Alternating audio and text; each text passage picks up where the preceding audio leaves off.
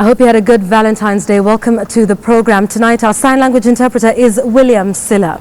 The Independent Electoral and Boundaries Commission will tomorrow begin the voter registration exercise targeting 4 million new voters. This comes barely a few days after the commission announced that it had doubled the number of voter registration kits. But as KTN's Murimi Mwangi now reports, the high-stakes exercise may be the first litmus test for the electoral body this year, barely 18 months to the country's next general election. Casting out its net to register 4 million new voters in just 30 days, IEBC is no doubt tasked with a high-stakes exercise. This being the first phase of IEBC's ambitious plan to register a total of 8 million new voters ahead of the 2017 general election. If we could get consistent in the numbers and people are mobilized by the leaders, by ourselves, and they come out and register, I think we can get the numbers. Armed with a total of 5,756 biometric voter registration kits, IEBC commences the ward-based voter registration exercise on the backdrop of political murmurs from both coalitions over the electoral body's decision to distribute the kits based on the geographical size rather than the population density of the wards. Tupige hesabu sawa sawa, utaona ni ukweli kwamba katika sehemu ambazo zimenyimwa haki ya hizo kits ni zingine zimepelekwa kwa sehemu zingine nyingi zaidi. Na ukiwauliza kwa sababu gani, wanasema ni kwa sababu ya ukubwa wa hiyo area. We have looked at the population density, we have looked at the geographical size of the wards, and we have allocated enough kits to every ward. And I can assure you there will be enough kits for every person to be registered, if only we will get people to come out and vote. Earlier this week, IEBC issued a statement saying county assembly wards, which are less than 30 square kilometers, will each receive 1 kit, while those between 31 and 500 square kilometers will each receive 2 kits. 3 kits will be dispatched to wards measuring between 501 and 5,000 square kilometers, as those exceeding 5,000 square kilometers will each receive 4 biometric voter registration kits, a move the electoral body says is aimed at ensuring that the potential voters do not walk long distances to the voter registration centers. Some funding from donors, which is going to help us now supplement. It came late, but it's going to help us now go to the media, go to all the vernacular stations, go to TV stations, buy spots on radio, and so we're going to do that. But it will be limited because of the funding. But the IEBC would have been walking an even more extremely tight rope had international donors, including the European Union, not come to its aid after Treasury starved the electoral body of an extra 1.5 billion shillings necessary for the voter registration exercise. Remi Mwangi, KTN News, Nairobi.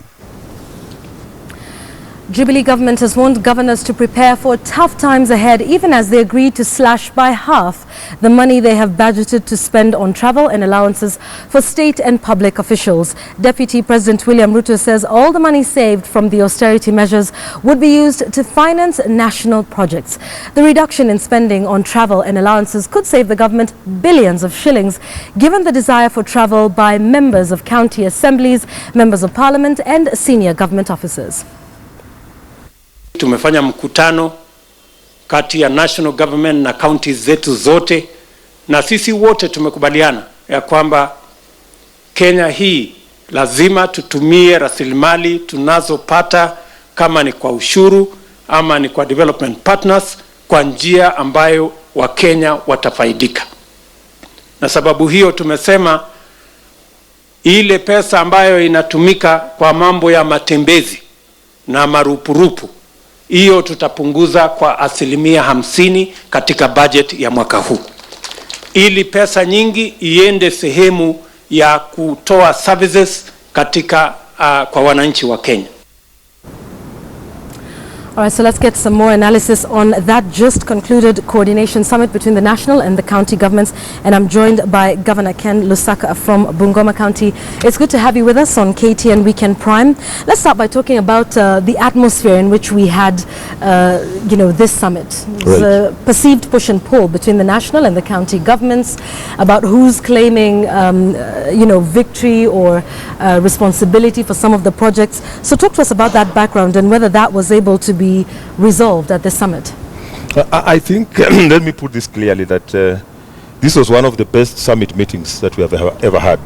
Because remember, the other summits we have been having have been in State House, Nairobi, and we've had a lot of interference. We have not been able to prosecute all the agenda that we would like to prosecute. So we proposed to the President, and he accepted as the chair of the summit, that we want to have it in an exclusive place, somewhere where we can then have 2 days to deliberate on most of the issues that we were facing as a council, as a county government and the national governments. And remember, the summit is the apex of the intergovernmental relations as we interact. So I think coming from that particular summit, I can confirm that it was one of the best. And some of the resolutions that we arrived at are resolutions that are going to see both the national government and the county government make a lot of progress.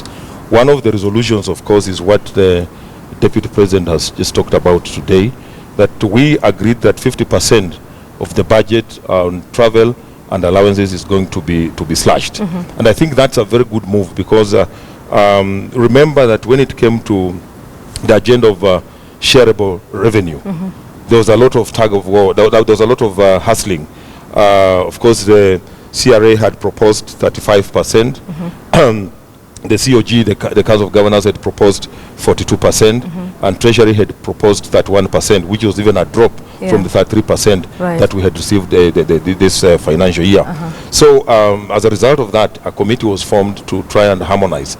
And we came out clearly and said that the national government has been borrowing a lot of money to finance a lot of the operations. And we say that the borrowing is not the way to go.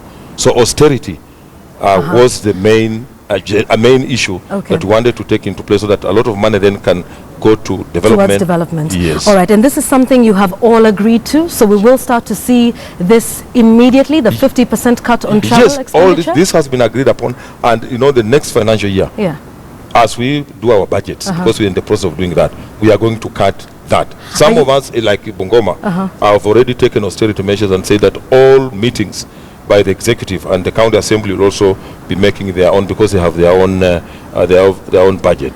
They should also follow suit, that all meetings must take place within the county. Okay, let's talk about whether you're going to be able to sell this to the members, to your county assemblies, to your respective ones, because we also know that quite a bit of allegations of inappropriate budgeting and spending has come from the county assemblies, and it is the members of county assembly that are involved in benchmarking trips that we've heard of over time. Is this something you think the county assembly is going to pass through? Because it's one thing to make a resolution with the president, it's another to actually pass this at the county assembly. What we are going to tell our county assembly members, this is an issue that we must all confront. And when we were at the summit, it became apparent, unless we want to take this country to the dogs. And I believe that members of the county assembly belong to this country. They understand the difficulties that we are going through and the mistakes that we have committed, maybe as a result of maybe omission or commission having been new, because there were no MCAs, there were no governors. This is something that we must correct for the sake of this country. So we are going to tell them that, look, we cannot continue the way we are continuing. And we're hoping that they're going to see why it is important that we cut down on this, because Wananchi, as we speak now, want to see more development. And Wananchi have been very critical about this, the trips and the benchmarking. Maybe this may have been caused by a lot of excitement, because as we came in and the MCS also came in, but I think the reality is beginning to dawn, that people are now challenging us and saying, what is it that you are doing apart from maybe making trips, and people are not seeing maybe... So focusing more on development. How binding is this with all county governments, considering 33 governors were present, 16 we understand were absent with apology? However, we understand some of them, intentionally snubbed this coordinating summit. So is this something that is binding with all this is binding. county governments? We were a quorum. And the governors who are there, you know, if you don't attend a meeting with an apology, that's accepted in a meeting. And the governors who are not there, like Bomet, Governor Isaac Ruto had a by-election. Professor Kibuda Kibwana also had a by-election. Godana, for the governor Isiolo, was sick with an apology. Andavi was out of the country. Ragwa for Tharaka Nithi was out of the country. And Kashagwa Nderitu Nyeri was out of the country. Chepkwony was representing the chairman in a UN meeting in Gigiri. We had Kilifi, there's a by-election. Turkana was also handling another matter. And the apologies were conveyed. And in a meeting, when you convey apologies and they are recorded, you are deemed to have been present, and therefore whatever we agreed upon is going to be binding. All right, let's talk about, and like we mentioned at the start of this discussion, the push and pull between county governments and the national government. You know, the Director of Presidential Delivery Unit in Nzioka Waita raised two issues, the Nyandara Wind Power Project, the Meru Solar Power Project. We've seen what happened when the President went to Mombasa and, you know, launched the lighting project in Mombasa. And the county governor there saying, you know, I mean, the President is coming in to take credit for projects that are basically at the county level, and this seems to be the new battleground, especially as we're going into elections. Was this at any point resolved, and is this the new war that we should prepare to see between the two? I don't think it's going to be a new war. All that needs to be done is harmonization, and I think it's an important point that was raised, and this has also been happening because we have projects that the county governments are undertaking. Take, for example, roads. You do a road, CDF also does a road, the same road, and therefore the issue of signage is important so that we know if the county government has done, say, a Class D road, we should be able to clearly indicate that this has been done by the county government. Would there be any mistake or anything wrong with the President coming to launch a project that has been initiated by the county government? There's no mistake. In fact, what I was saying, that project is taking place in Kenya. It's not in Uganda, it's not in Tanzania. And for example, if I've done a good project, like I've tarmacked my roads in the, say, Kimilili or Bungoma town, I would invite the President anytime to come and launch them, so long as it's clear that this is a project that has been done by the county government. But the most important thing is that we must avoid duplication.